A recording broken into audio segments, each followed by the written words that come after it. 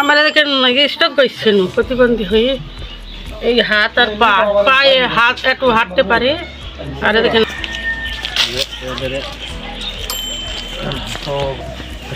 বিসমিল্লাহির রহমানির রহিম। আমি মোহাম্মদ ওহিদুল ইসলাম। আমি এসেছি করমদ্বীপ প্রবাসী মানব কল্যাণ সংস্থার পক্ষ থেকে একজন দুস্থ অসহায় মানুষকে কম্বল বিতরণের জন্য আমাদের মাঝে উপস্থিত আছেন করমদ্বীপ প্রবাসী মানব কল্যাণ সংস্থার সম্মানিত পরিচালক জনাব মোহাম্মদ ফারুক আজম এবং উপস্থিত আছেন করমদ্বীপ 7 নম্বর ওয়ার্ডের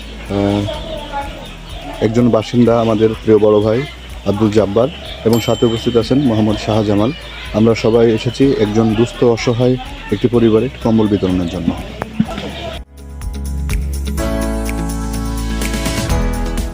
আমরা ইতিপূর্বে কম্বল বিতরণ করেছিলাম, কিন্তু এটা আমরা তালিকার বাইরেও এটা আমাদের কাছে তথ্য এসেছে, যার কারণে আমরা এখানে এসেছি।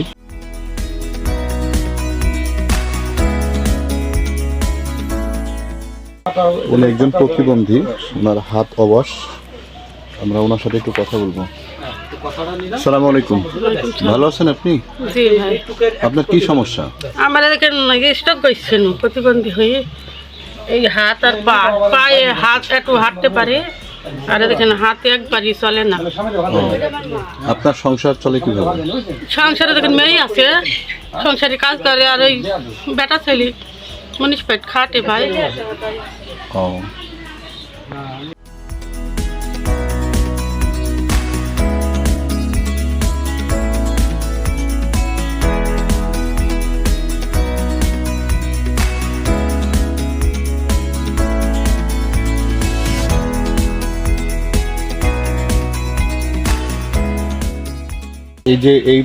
এই মানুষটি প্রতিবন্ধী মানুষটি, এনার চলাচল অবস্থা কেমন?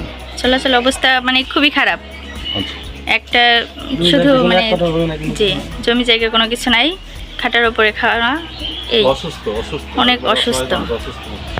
আমরা একটু কথা বলবো এই করমদ্বীপ 8 নম্বর ওয়ার্ড করমদ্বীপ 7 নম্বর ওয়ার্ডের মাঠপাড়া গ্রামে।